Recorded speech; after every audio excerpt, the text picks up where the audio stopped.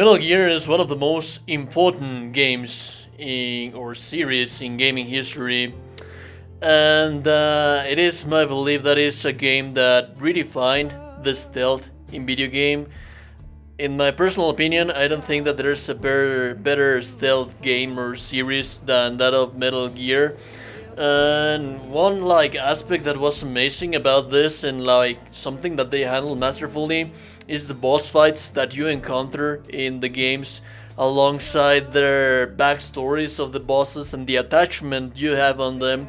But the most important thing from these games, I believe, is narrative.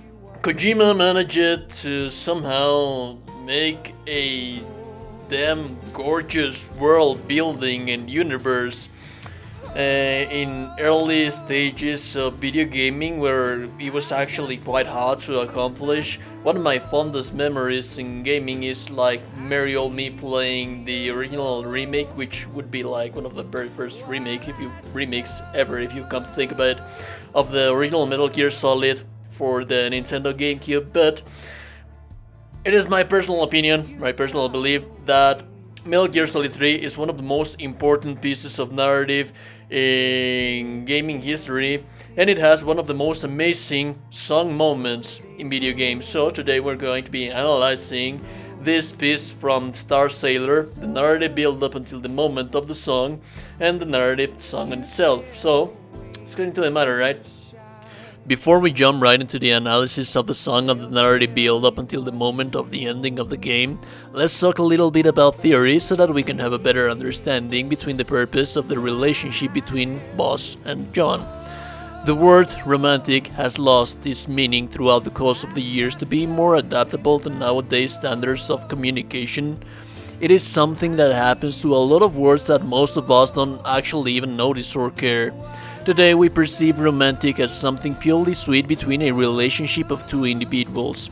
There are some elements that remain, but the core of it's just lost. For example, when you take your girl or man to a date in a dark place with lit candles, that's one of the elements of the word, which involved the movement as well.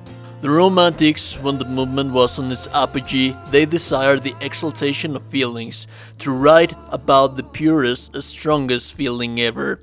They believed that a certain emotion was the most powerful of them all. To write about happy endings wouldn't provide the desired exaltation. It's tragedy, loss, broken souls. That's the true essence of the romance.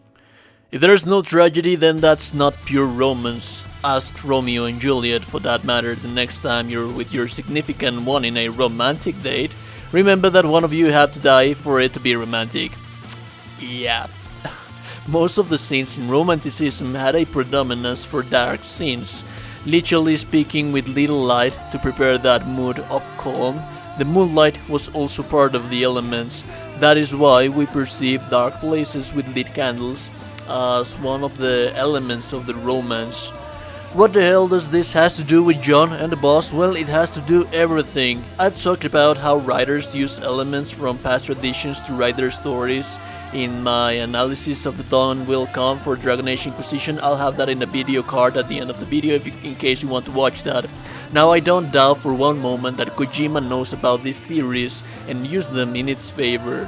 You shouldn't place a writer, director, nor anything in a pedestal for that matter, but credit has to be given where credit is due. The story of John and the boss, yeah, that's art.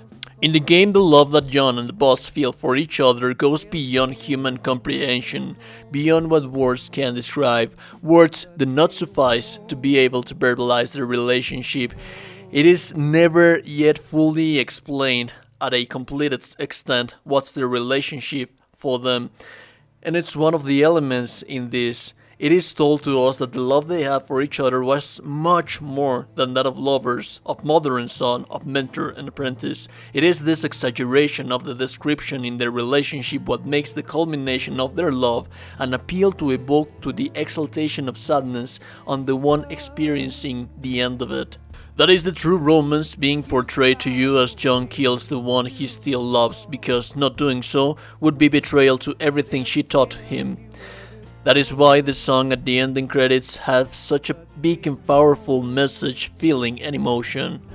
Once you kill the boss, some events occur. From this onward, we see a defeated soldier, someone who's lost meaning. There is a scene where there seems to be a little come to terms when John and Eva have their very own romantic moment, which feels insipid, unemotional, empty. This particular scene empowers the feeling of loss that John just has experienced. Beyond that, just at the very ending of the credits when they start to roll, we see a still defeated John being condecorated full of honors while he still feels like an empty vessel. In this scene, John feels like he doesn't fully comprehend what's happening around him. He still hasn't understood the situation. And later on, we even see a crying John while paying respects to the boss. When we enjoy a book, a poem, a movie, a video game, all of that are just text that can be interpreted. When the thing manages to evoke feelings on you, then you know it's a good thing that one you experience. As we stand here watching the events, still trying to understand the plot of the game, still trying to understand why everything turned out to be like that, let me tell you, that's one of the main factors. Evoke those feelings on you as a player, and those feelings only become stronger as you stand there in front of the screen when the song starts. I've got something in my throat. I need to be alone while I suffer. Oh, there's a hole inside my bones. I need to stay afloat.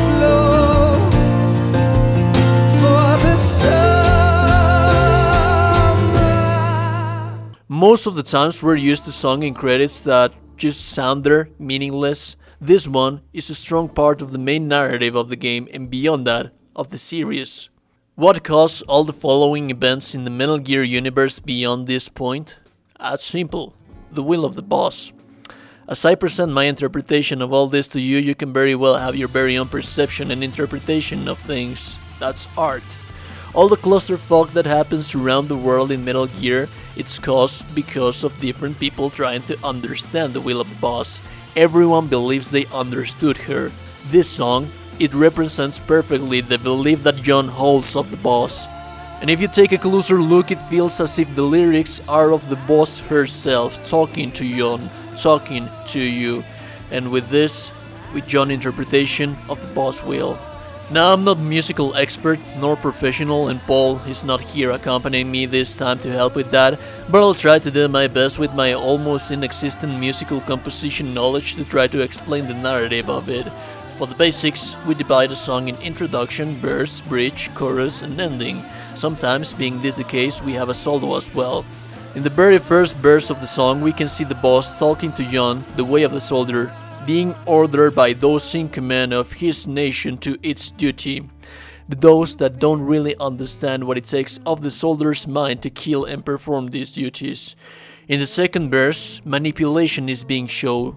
They order you, but they never let you know the true purpose of what you're doing until you realize too late of it. You're a tool. You're a soldier and you have to obey and kill blindly for them because you're told to defend your nation. The bridge here is really goddamn powerful because it goes along with the suffering and the sadness of the Romans. It sets the mood for the very first part of the chorus, which is just that little note that could be understood as a crying and suffering, and the chorus just strengthens when that something in my throat becomes present. PST is always something recurring in the Metal Gear universe, and the take of John's interpretation of the boss will, they need to be alone while they suffer, and even more than needing, soldiers are alone while they suffer. In the third and the fourth verse, we can see how you're told that they'll give you a condecoration, a prize, something to come to terms, while they still pick on you. They pretend to give you something to keep using you, and they don't know how hard it is on you. There is a really powerful solo that precedes the third and fourth chorus, which both of them have a back chorus that portray how a soldier is stripped away of its innocence, and while they're surrounding a people, no one really listens to what's broken inside of them. This is the interpretation that John has of the boss whale. This is why John wants to create a place where soldiers can live by their very own ideals without the corruption of those above them that kills their minds slowly. A place where they can still be patriots, fight for their nation, fight while they still matter. If you're wondering why this Metal Gear Solid 3 ending is such a sad one, it's just for the sake of it, and that's it. That is romance in its purest form.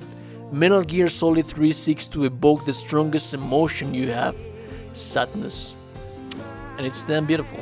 But yeah, with that being said, I think that would be all for today's video, guys. Do let me know in the comments below, what do you think about Way to Fall, the piece of Star Sailor, and of the game on itself. It's just one of my personal favorites in the series, along with Metal Gear Solid 4 Guns of the Patriots, which I'm going to be like quite hated because of that, because it's like quite on a mixed reception. But anyways, I'll see you beautiful gamers in the next one. Don't you ever forget that each and every single one of you are beautiful people.